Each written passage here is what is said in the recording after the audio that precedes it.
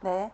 우리가 지금 하고 있는 내용이 인적자원관리에 대한 내용이고요. 우리 지난 시간에 어떤 내용을 다뤘냐면 인적자원관리의 가장 첫 단계가 우리가 사람이 담당해야 되는 직무에 대해서 관리하는 직무관리고요.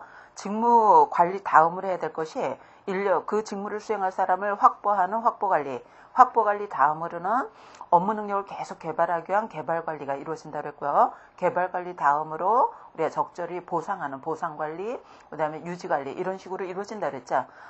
우리 오늘 할 부분은 인사고과라고 해서 어느 부분하고 관계 있냐면 우리가 개발관리와 관련되어 있습니다. 우리가 인력을 뽑아서 배치를 했다. 변화하는 환경에 따라서 업무 능력을 계속 개발하기 위한 개발관리 중에 한 부분이 우리 인사학과라고 볼 수 있어요. 개발관리에는 인사고과도 들어갈 거고 경력개발도 들어가고 교육훈련도 들어가고 여러 가지 인적자원 관리 방법이 들어가는데요. 요 인사고과도 개발관리 안에 포함됩니다. 그러면은 인사고과 우리가 근무성적평정이라고도 하고 직무수행평가라고도 하고요. 근무성적평가다, 인사평정이다, 직무성적평가다 다양한 용어로 일단 사용하고 있고요.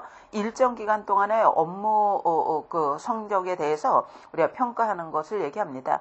그러면 인사고과를 왜 하는가? 우리가 목적, 이거 반드시 알아주셔야 되죠. 우리 인사고과 목적은 우리 인력 그 업무 능력을 평가를 해서 또는 업무 능력이라던가 실적이라던가 뭐 태도 이런 것들을 평가해서 우리가 이 인사고과 결과물로 나온 자료는 인력을 배치한다던가 이동할 때 이럴 때 기초자료로 사용되기도 하고요. 그다음에 업무 능력을 더 개발하기 위한 인력 개발의 기초자료로 활용되기도 하고요. 그렇기 때문에 우리가 개발 관리의 한 부분으로 볼 수 있다고 그랬죠. 그 밖에도 인력 계획할 때 또 인사 기능의 타당성 측정할 때 기초자료 쓸 수도 있고 성과 측정 보상의 기초자료가 되기도 하고요. 조직을 우리가 개발한다던가 또 노동 의욕을 증진한다던가 할 때 우리가 기초자료로 우리가 활용하는 목적이 있습니다. 그래서 목적은 여러 가지가 있다는 거 알아주시고요. 그 중에서도 우리가 업무 능력을 더 개발하기 위한 인력 개발과 관련성이 있다는 것 알아두시면 될 것 같아요. 네, 고가 방법으로 넘어가도록 하죠.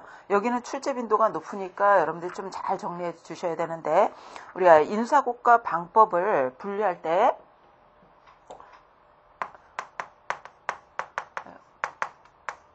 고과를 분류할 때 우리가 방법에 따라서 인사고과 할 때 방법 어떤 방법을 사용하는가에 따라서 우리 방법에 따라서 쭉 분류할 수도 있고요. 그 다음에 누가 평가하는가 즉 고과자에 따라서 우리가 분류할 수도 있습니다. 그래서 방법에 따라서 분류하자면 인사고과 기법 우리가 방법에 따라서 분류하자면 분류하는 사람 학자에 따라서 분류 방법은 다소 좀 차이가 있을 수 있거든요. 근데 우리가 이 방법을 크게 몇 가지로 우리가 크게 세 가지 그 부류로 나눈다면은 먼저 우리 인사고과 할 때 업무 성적 평가할 때 인물을 서로 비교해서 여러분들 그 빈 공간에다가 어디에 간단하게 메모를 해두세요.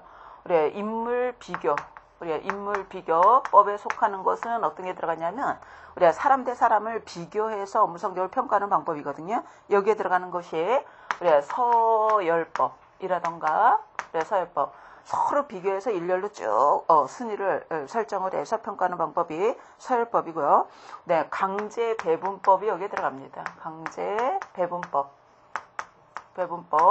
같은 것이 여러분들 강제 배분법은 우리 일정 비율을 미리 설정해 놓은 다음에 그 비율 우리가 어느 부분에 속하는 부분에 대해서 기준인물 설정하고 평가하고자 하는 사람과 비교해서 기준인물과 평가하고자 하는 사람을 비교해서 우리가 배분하는 방법을 강제 배분법이라고 합니다.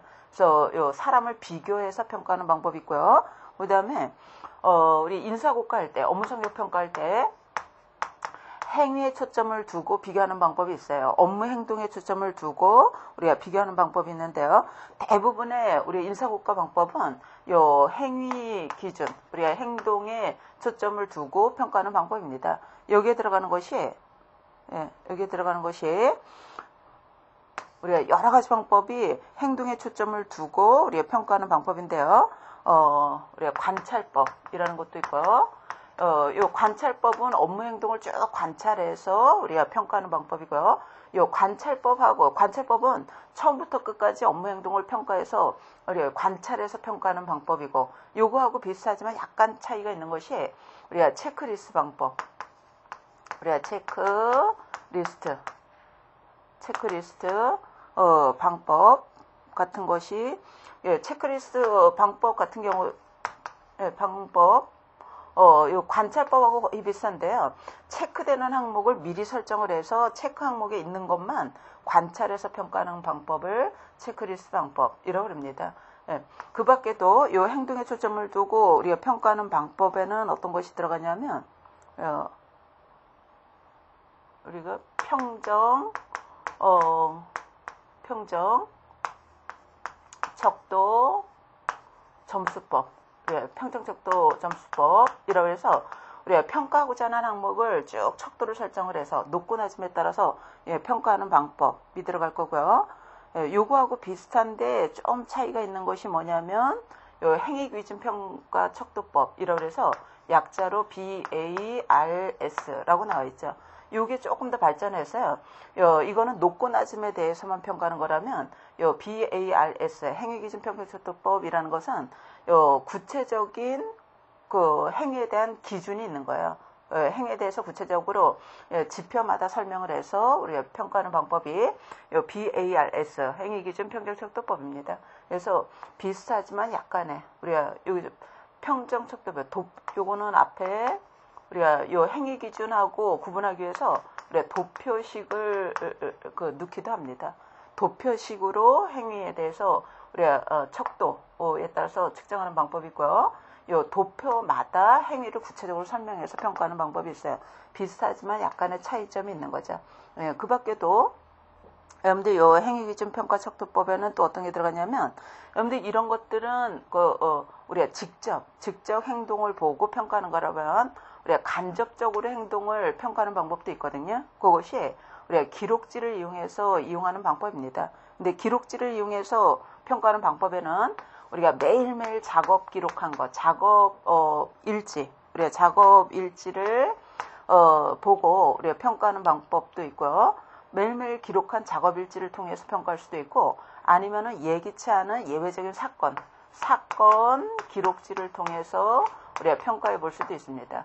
이런 것들은 직접 행동을 보고 우리가 평가하는 거라면, 작업일지법이라던가 사건기록지법이라던가 이런 것들은 우리가 기록지를 통해서 우리가 평가하되, 일상적인 업무에 대한 기록지를 보고 평가하는 거고요. 요 예외적인 사건을 중심으로 평가하는 방법에 포함되는 거죠. 그 밖에도 고과자 중심은 좀 이따 볼 거고요. 우리가 이런 것들은 행동 기준으로 평가하는 방법이다라고 볼 수 있고요. 그 다음에 결과 중심으로 우리가 평가하는 방법이 있어요. 결과 중심. 업무 성적 또는 업무 성과, 결과 중심으로 평가하는 방법에는 여기에 들어가는 것이 우리가 MBO 기법이 여기에 들어갑니다. 그래서 목표관리 기법에 의해서 상하급자 간에 공동으로 설정한 목표에 따라서 업무 성과를 평가하는 방법이 우리 MBO 기법. 그래서 이 MBO 기법은 결과 중심, 성과 중심으로 우리가 평가하는 방법이에요. 그래서 인사고과 방법을 분리할 때 우리가 크게 서로 인물을 비교해서 평가하는 방법, 그다음에 행위에 초점을 두고 평가하는 방법, 행위에 초점을 두고 평가하는 방법은 이 밖에 등등등이 있어요.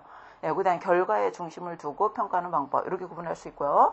그 다음에 고과자에 따라서도 분류할 수 있어요. 그래서 우리 교재에도 보시면은 고과자에 따라서 분류하자면 우리가 자기고과 방법, 상사고과 방법, 동료평가 방법, 그 다음에 복수평가 방법, 이런 방법이 있습니다. 이거는 우리가 고과자가 누구냐? 고과자가 자기 자신이면은 자기평가법이 되는 거고요. 그 다음에 상사가 평가하면 상사평가법이 되는 거고, 동료들이 평가하면 동료에 의한 우리가 평가방법, 그 다음에 상사, 동료, 부하 직원, 공동으로 이게 복수로 평가하는 방법이면 복수평가방법, 다원평가방법 이라고 그러는 거죠. 그래서 고과자에 따라서도 분류할 수 있습니다. 그러면은 우리가 먼저 요 인사고과 방법으로 우리가 분류한 그 인사고과 기법들을 하나하나 보도록 하죠. 먼저 요 서열법 보도록 합시다. 우리 교재 서열법에서 나있죠. 뭐 성적 순위법이다, 뭐 여러 가지를 얘기하는데요. 여러분들 요 서열법은 인물 비교법에 들어가는 거잖아요. 사람 대 사람을 우리가 비교해서, 즉 조직에서 일하는 구성원들을 서로 비교해서 순위를 쭉 설정하는 방법을 우리가 서열법이라고 합니다. 장점은 뭐냐면 간단 신속이에요. 빠르게 간단하게 이렇게 평가할 수 있다는 것. 근데 문제는 뭐냐면 우리가 문제는 그 평가자가 많으면 할 수 없겠죠. 우리가 사람을 다 비교해서 순위를 설정해야 되기 때문에 우리가 피평가자가 많으면 하기 어렵다는 것. 거기다가 우리가 사람 대 사람을 광범위하게 평가하는 거기 때문에 구체적인 기준이 없이 평가하는 거거든요. 결국은 뭐 설득력이 부족하다 이렇게 나왔는데 결국은 정확도가 좀 낮다는 거예요. 이것이 우리가 단점으로 지적될 수 있습니다. 그래서 다시 정리하자면 이 서열법은 사람 대 사람을 평가해서 순위를 쭉 설정하는 방법. 장점은 가장 간단 신속하다는 거고요. 단점은 너무 조직 구성원이 많을 때는 이용하기 어렵고 또 이 방법 중에서 가장 부정확한 방법이다. 이렇게 볼 수 있어요. 그 다음에 두 번째로 소개하고 있는 강제할당법. 강제배분법이라고 그러는 거죠. 요거는 미리 일정 비율을 정해놓는 거예요. 여러분들 우리가 만약에 인사고과할 때 일정 비율을 미리 이렇게 설정을 해놓습니다. 그래서 중쯤에 들어가는 게 몇 퍼센트, 중상은 몇 퍼센트, 상은 몇 퍼센트 이렇게 미리 일정 비율을 정해서 여기에 속하는 기준인물을 설정을 하는 거예요. 그래서 기준인물 대 피평가자 이렇게 비교해서 우리가 배분시켜 놓는 방법을 우리가 그 강제배분법이라고 합니다. 결국은 요 강제배분법도 인물비교법에 들어가는 거죠. 인물을 비교하는데 우리가 기준인물 대 피평가자 이렇게 비교해서 배분하는 방법이죠. 여러분들 요 강제할당법, 강제배분법 같은 경우에는 여러분들 교재에 나오지 않았는데 그 빈 공간에 써놓으세요. 이 방법은 장점이 뭐냐면 우리가 관대화 방지할 수 있다는 것.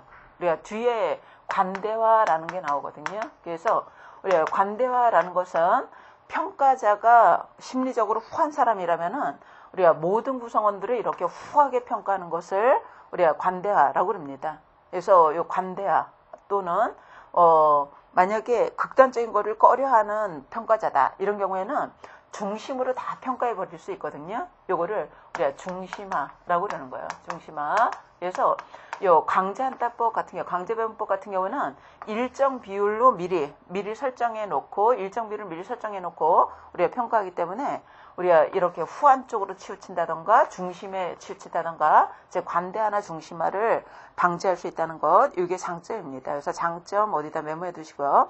단점은 뭐냐? 여러분들 일정 비율을 미리 설정을 해놨잖아요. 그래서 비율을 미리 설정해 놨기 때문에 어느 간호 단위에는 모든 구성원이 다 사실은 성적이 우수할 수도 있고요. 어느 간호 단위는 다 성적이 미흡할 수 있잖아요. 그럼에도 불구하고 다 일정 비율로 평가된다는 것은 또 단점입니다. 그래서 강제배분법도 장단점은 있기 마련이다 라고 볼 수 있죠.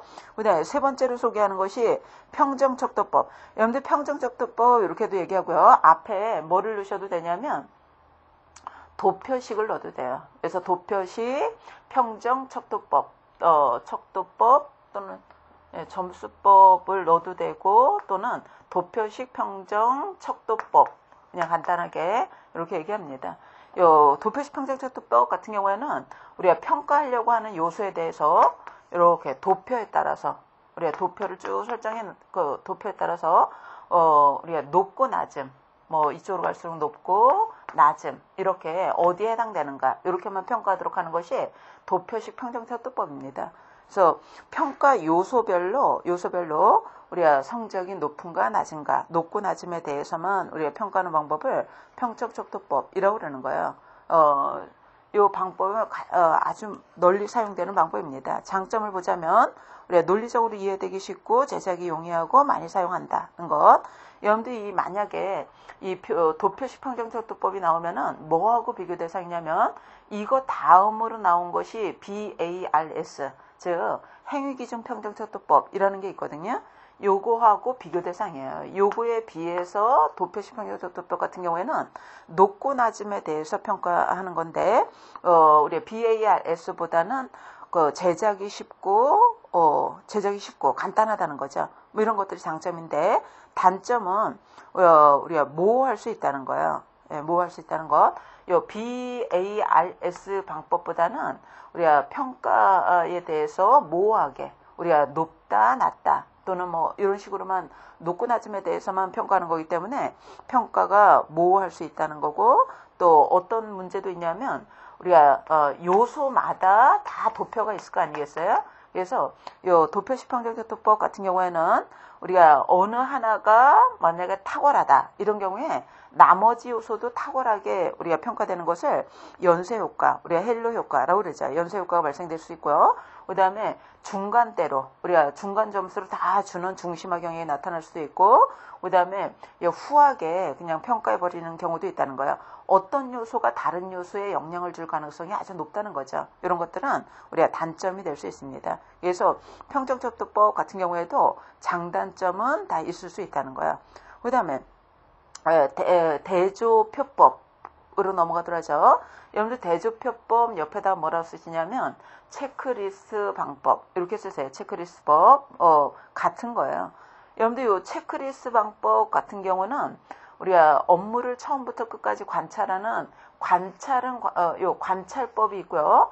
요 체크리스트 방법도 일종의 관찰법인데, 관찰법은 처음부터 끝까지 다 관찰한다면 체크리스트 방법은 우리가 체크리스트 항목에 있는 항목에 대해서만 관찰해서 평가하는 방법을 우리가 체크리스트 방법, 대조표법이라고 합니다.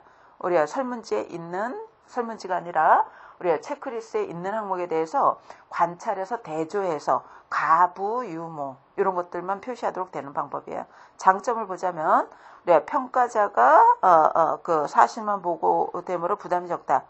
뭐 어렵게 설명이 되어 있는데, 요 관찰법보다는 간단하겠죠. 그죠? 그래서 그 평가가 쉽다는 거, 관찰법보다는 평가가 용이할 거 아니겠어요? 딱 우리가 관찰해야 되는 항목이 뭐고 가부, 유무 이런 것만 표시하기 때문에 우리가 심리적 부담이 적다 또는 간단하다는 장점이 있는데, 단점은 피평가제의 특성, 공헌도에 관한 계량화나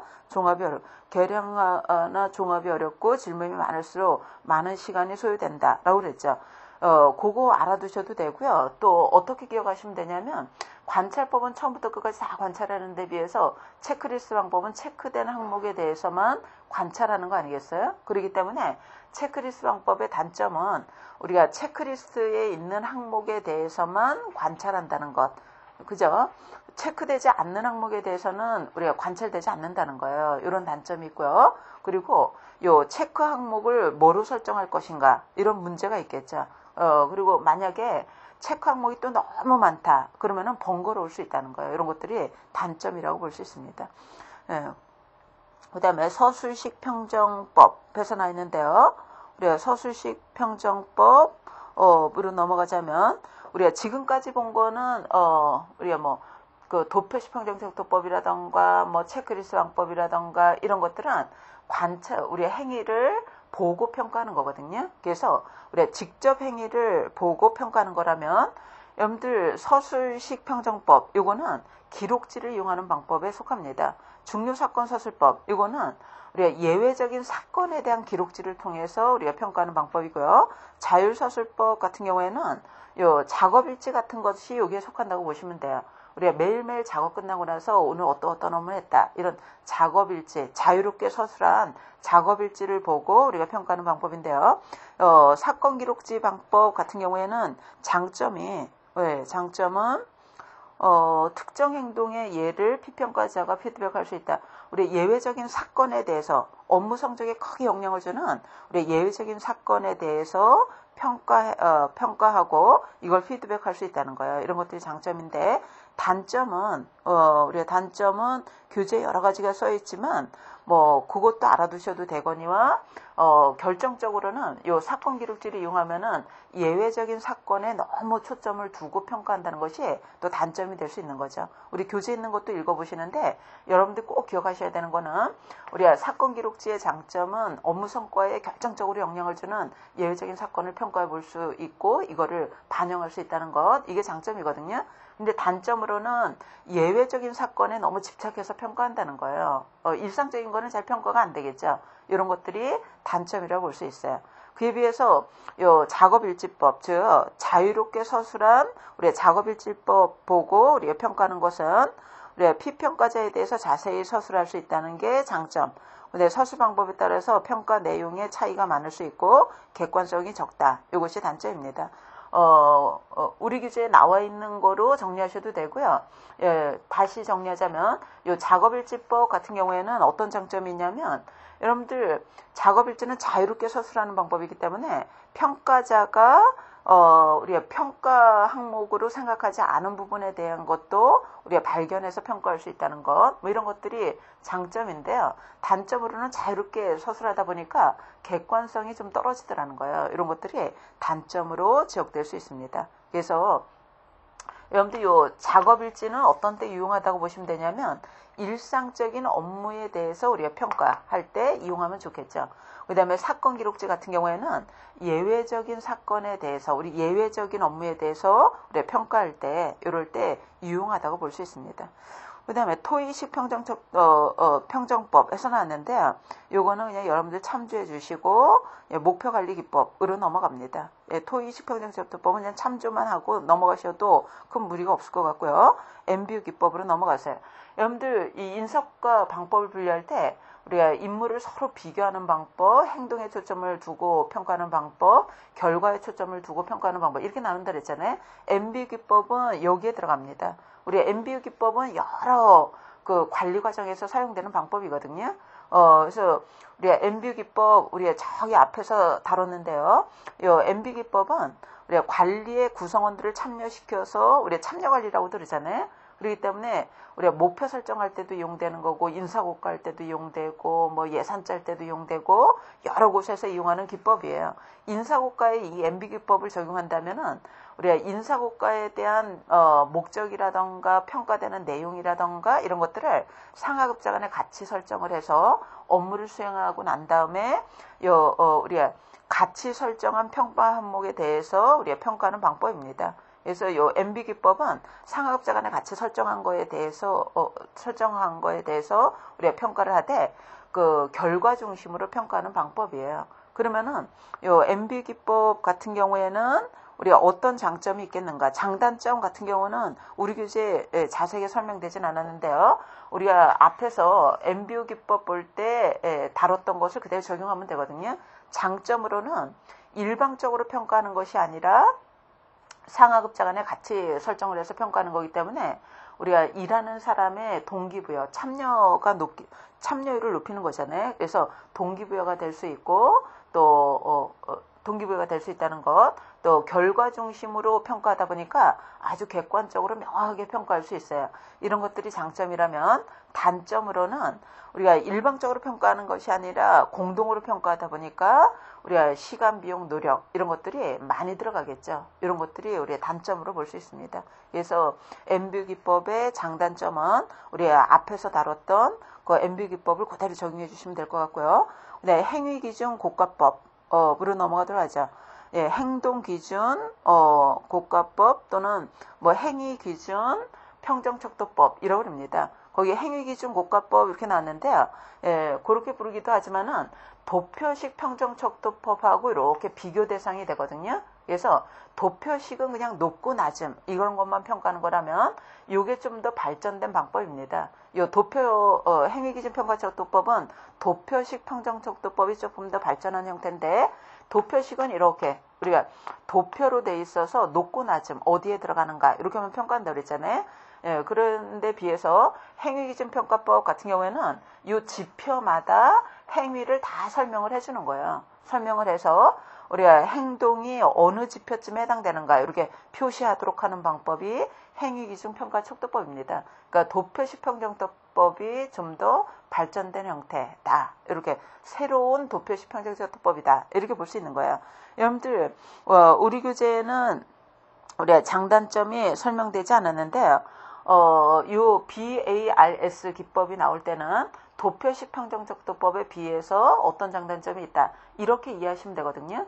장점은 도표식은 그냥 높고 낮음에 대해서만 평가하지만은 요 행위기준평정척도법은 우리가 지표마다 다 행위를 설명하고 있다고 그랬잖아요. 그래서 우리가 구체적인 행위 기준을 설명해 준다는 것, 이런 것들이 장점입니다. 근데 단점은 요 도표식 평정척도법보다 개발이 좀 어렵겠죠. 우리 구체적인 지표에 대한 행위 기준을 다 설명을 해줘야 되기 때문에 우리가 요 행동기준 평정척도법을 개발하는 데는 뭐 시간도 들어갈 거고 어떤 기술도 요구될 거고 뭐 이런 문제가 있을 거라는 거예요.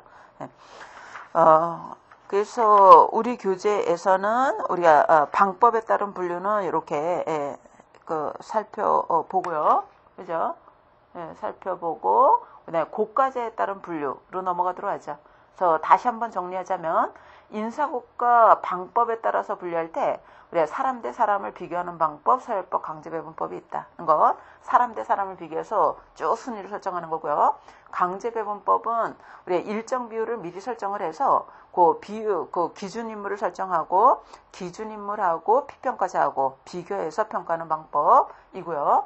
그 다음에 행위에 초점을 두고 평가하는 방법에는 업무 행동을 다 관찰. 우리 교재에는 관찰법을 따로 소개하지 않았는데요.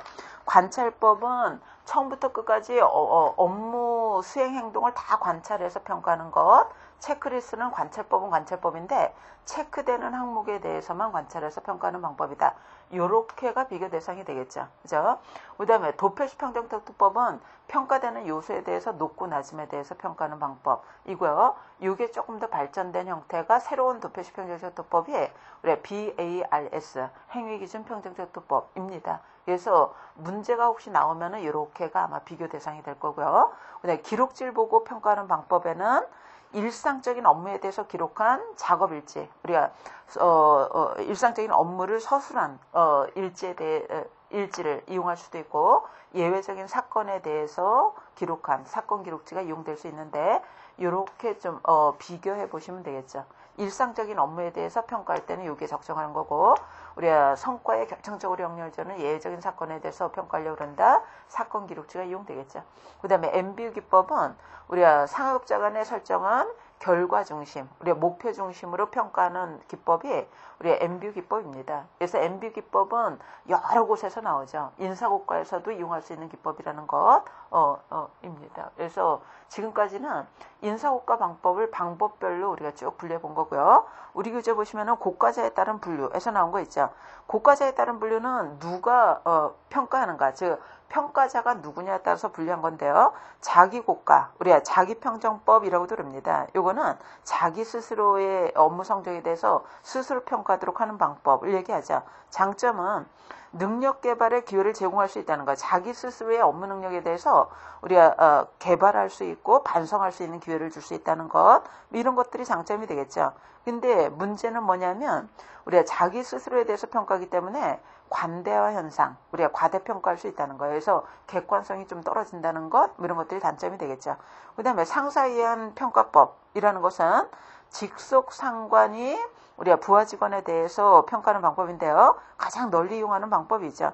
장점은 여러분들 직속 상관은 부하 직원에 대해서 직접 업무 명령 지시하는 사람이기 때문에 부하 직원이 해야 되는 업무 내용을 잘 알고 있겠죠. 그렇기 때문에 우리가 실시가 용이하고 체계적이고 피평가자를 가장 많이 알고 있는 사람에 의한 평가이라는 것이 장점입니다. 즉 피평가자가 하는 업무 내용을 잘 알고 있고요. 피평가자에 대해서 잘 파악하는 사람이 평가한다는 거예요. 이게 장점. 그런데 우리가 단점으로는 상사가 누구냐에 따라서 평가 결과가 달라질 수 있겠죠. 그래서 이것이 단점입니다. 우리 교재 보면은 주관적일 수 있다 이렇게 얘기했는데 뭐 그렇게 이해하셔도 되고요. 상사가 누군가에 따라서 평가 결과가 상이하게 다르게 나타날 수 있다 이렇게 기억하셔도 될 것 같아요. 그 다음에 동료에 의한 평가, 보더라죠. 요거는 우리가 가치라는 동료에 의해서 우리가 평가하는 방법이죠. 장점은 상급자 평가보다 다양한 측면의 평가가 가능하다. 가치라는 사람들을 평가하게 되면 상사가 볼 수 없는 부분에 대해서도 잘 알고 있을 거 아니겠어요? 이런 부분을 평가할 수 있다는 것, 장점. 근데 단점으로는 우리가 업무 능력이나 업무 성과를 평가하는 게 아니라 우리가 대인관계, 그죠? 우리가 인기 투표가 될 가능성도 없지 않겠죠. 그렇기 때문에 우리가 동료에 의해서 우리가 평가될 때는 그 업무 성과가 평가되는 게 아니라 우리가 대인관계를 평가할 수 있다는, 평가 항목과 관계없는 것이 평가 내용으로 들어갈 수도 있고, 그에 또 동료들이 경쟁자로 인식될 경우에는 편파적으로 평가될 가능성도 있겠죠. 이런 것들은 단점이라고 볼 수 있어요. 그 다음에 복수평가법, 이건 다원평가라고도 그럽니다. 옆에 가로치시고 다원평가 이렇게 쓰세요. 다원평가법은 우리가 상하급자가 상사, 부하 직원, 동료 다 참여해서 우리가 다수에 의해서 평가하는 방법인데요. 여러분들 장점은 우리 교재에 장단점이 소개되지 않았지만 우리가 생각해 보자면은 이거의 장점은 우리가 종합적으로 여러 사람의 의견을 반영해서 평가할 수 있다는 거예요. 종합적으로 평가해 볼 수 있겠죠. 근데 단점은 뭐냐면 우리가 평가 결과 서로 견해가 다르다. 우리가 평가자마다 결과가 서로 다르잖아요. 이런 경우에는 조정 또한 또 어렵겠죠. 이것이 우리의 단점입니다. 그래서 지금까지 우리 인사고과 방법에 대해서 우리가 분류를 해봤다는 것. 그래서 기법에 따라서 분류할 수도 있고요. 그러니까 방법이라고 그랬는데 더 정확하게 표현하자면 우리 인사고과 우리가 방법을 분류할 때 기법에 따라서 어떤 기법을 사용하는가에 따라서 우리가 분류할 수도 있고요. 그 다음에 고과자가 누구냐에 따라서 우리가 분류할 수 있다더라는 것이죠. 그래서 이 인사고과 방법은 시험 문제 여러 번 출제됐던 영역입니다. 특히 이 고과자에 따른 분류보다는 기법에 따른 분류가 훨씬 많이 나오는 걸 볼 수 있어요. 그래서 이 부분 중심으로 정리하시면 좋을 것 같고요. 그 다음에 우리 교재의 평가자에 의해서 발생하는 심리적 오류에서 나있죠. 꼭 심리적 오류라기보다는 어쨌든 평가자에 의해서 발생될 수 있는 우리가 오류에 대해서 살펴보자는 거예요. 여러분들 오류가 발생하면은 정확도가 떨어지는 거죠. 그렇기 때문에 우리 인사고과가 정확히 평가되지 않더라는 거예요. 그래서 평가자는 이러이러한 오류가 있을 수 있다는 것을 미리 알고 평가할 필요가 있겠죠.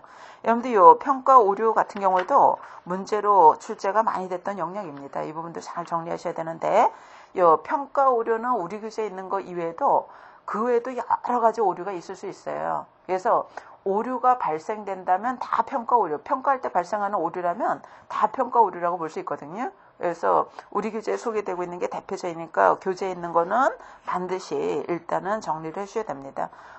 우리가 평가 오류를 뭐로 분류하냐면 오류가 발생된 원인이 뭔가에 따라서 우리가 분류하고 있죠. 그렇죠? 그리고 이 오류는 피평가자에 의해서 발생되는 게 아니라 주로 평가자에 의해서 우리가 평가자가 의해서 발생되는 오류라는 것도 좀 알아두셔야 돼요. 먼저 헤일로 효과 보더라죠. 후광 효과라고도 그래서요.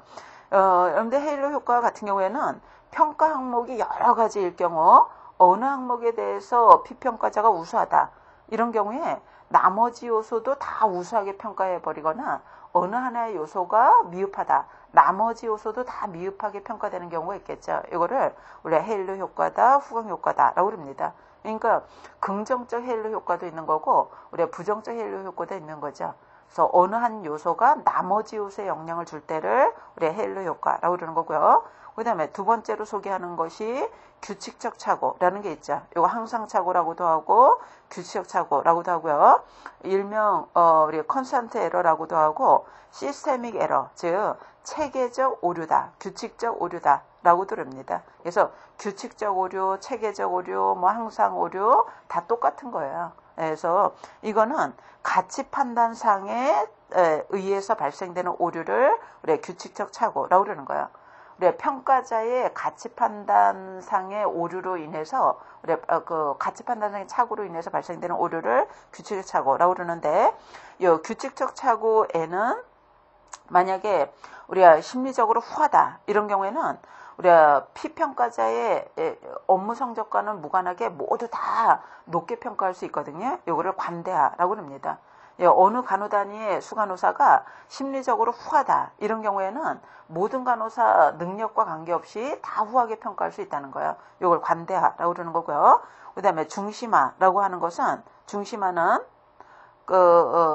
우리가 심리적으로 극단적인 것을 피하기 위해서 우리가 중간 점수대로만 평가하는 것을 중심화, 집중화라고 그러는 거예요. 그래서 우리가 업무 성적이 좋은 사람이든 안 좋은 사람이든 관계없이 다 중간 점수대로 우리가 평가하는 것을 우리가 중심화라고 그러죠. 중심화, 관대화 다 우리가 그 성적을 객관적으로 정확하게 평가했다라고 볼 수 없죠. 그 다음에 가혹화 경향 혼효과라고 그러는 것은 이거는 후강 효과의 반대예요. 반대. 그래서 우리 교재에는 규칙적 착오 안에 들어갔는데 요거를 그 안에 넣어도 되지만 따로 분류해서 그냥 알아두셔도 됩니다. 여러분들 헬로 효과라는 것이 어떤 한 요소가 우리가 나머지 요소에 영향을 주는 거라 그랬잖아요. 긍정적인 헬로도 있고 부정적인 헬로도 있다 그랬죠. 요 가혹화 경향 혼효과라는 것은 우리가 후강 효과와 반대로 피평가자가 우리가 능력이 없거나 능력 발휘하지 못한다고 인식해서 실제 능력보다 우리가 혹독하게 평가하는 경우를 얘기를 합니다. 그래서 교재에서는 그렇게 분류했는데요. 이거 어떻게 알아두셔야 되냐면 우리가 후강 효과라는 것은 어떤 한 요소가 나머지 요소에 영향을 주면 후강 효과라고 그러는 거죠. 긍정적 우리가 포지티브 헬로 효과도 있고요. 긍정적 후강 효과도 있고 부정적 후강 효과도 있다 그랬죠. 부정적 우리가 후강 효과도 있습니다. 그래서 후강 효과는 긍정적, 부정적, 후강 효과를 다 포함하는데요. 아무 얘기 없을 때는 주로 요걸 얘기를 하는 거예요. 우리가 후강 효과 이렇게 얘기할 때 어느 하나 요소가 탁월할 때 나머지 요소가 다 탁월하게 평가될 때를 우리가 후강 효과라고 합니다. 원래 후강 효과는 긍정적, 부정적을 다 포함하지만 주로는 요걸 얘기를 하는 거예요. 긍정적 헬로. 우리가 요 부정적 헬로 효과는 어느 하나가 미흡하면 나머지도 다 혹독하게 평가해 버리는 거거든요. 요 부정적 헬로 효과를 특히나 우리가 뭐라고도 하냐면 혼효과라고도 합니다. 그래서 우리가 후강 효과 이렇게 얘기할 때 아무 얘기 없으면 주로 요걸 얘기한다 그랬잖아요. 요거에 딱 반대가 부정적 헬로 효과인데 요걸 일명 혼효과 이렇게도 얘기를 하는 거죠.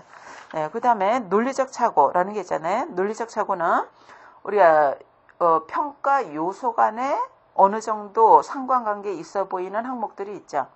그죠? 그래서 논리적으로 상관관계가 있어 보이는 요소에 대해서만 영향을 줄 때를 논리적 착오라고 합니다. 여러분들 이 후강 효과라는 것은 논리적으로 상관관계가 없어도 영향을 주는 거잖아요. 어느 하나 요소가 탁월하거나 미흡할 때 나머지 요소에 영향을 주는 건데 논리적 착오는 우리가 평가 요소 간에 어느 정도 상관관계가 있는 요소에 대해서 영향을 줄 때를 우리가 논리적 착오라고 그러는 거고요. 그 다음에 선입견에 의한 오류, 요거 편견에 의한 오류라고도 해서 우리가 선입견에 의한 오류, 편견에 의한 오류, 요거는 그 평가 요소와는 무관한 거예요. 평가 요소와는 관계없는 요소가 평가에 영향을 줄 때를 선입견에 의한 오류다, 편견에 의한 오류다라고 그러는 거죠. 우리의 대표적인 것이 학연, 지연, 혈연 이런 것들이 평가에 영향을 주는 것, 이거는 평가 요소와 관계없음에도 불구하고 영향을 주는 거잖아요. 이것이 선입견에 의한 오류에 들어가겠죠. 그 다음에 다섯 번째 소개하는 것이 자기 확대 효과라는 건데 이거는 가장 심각한 오류에 속합니다. 이거는 우리 평가자가 자기의 리더십을 창출하기 위해서 우리 부하 직원의 평가를 고의적으로 조작하는 방법을 자기 확대 효과라고 그러는 거죠. 그 다음에 근접착오, 거의 시간적 오류, 근시 오류 다 같다고 그랬는데요. 같게 볼 수도 있지만은 이게 꼭 같은 건 아니에요. 여러분들 근접 오류라는 것은 근접 오류는 말 그대로 그죠? 근접 오류라는 것은 오류가 근접하고 있기 때문에 발생하는 게 근접 오류인 거거든요. 우리가 평가 항목 간에도 가까이 있는 것이 영향을 줍니다. 그러면 근접 오류.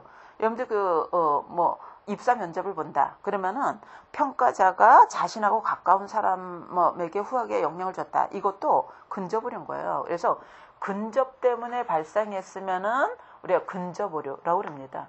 그 다음에 우리가 시간적 오류라는 게 있죠. 시간적 오류는 오류가 발생한 원인이 시간인 거예요. 우리 시간 때문에 오류가 발생했으면 시간적 오류라고 그럽니다. 근데 시간적 오류의 대부분은 뭐냐면 우리가 오래된 사건보다는 최근 사건이 인사고과할 때, 우리가 업무 성적 평가할 때 크게 영향을 주거든요. 그래서 시간적 오류는 대부분 최근 오류예요. 최근에 일어난 사건이 더 크게 영향을 주기 때문에 발생한다는 거죠. 그러면은 여러분들 최근 오류는 시간 때문에 발생하기 때문에 시간적 오류에도 들어가는 거고요. 그 다음에 시간적으로 근접하고 있기 때문에 영향을 주는 거니까 우리가 근접 오류하고도 관계가 있는 거죠. 최근 오류는 시간 오류하고도 관계 있는 거고 근접 오류하고도 관계 있는 거예요. 그래서 우리 교재에 근접 오류, 시간적 오류, 뭐 최근 오류, 뭐 다 같다, 근시 오류다, 최근 오류라고도 그러죠. 다 같게 봤는데요. 약간은 좀 차이가 있는 거예요. 이거는 근접하고 있기 때문에 발생한다. 이건 시간 때문에 발생한다는 거죠.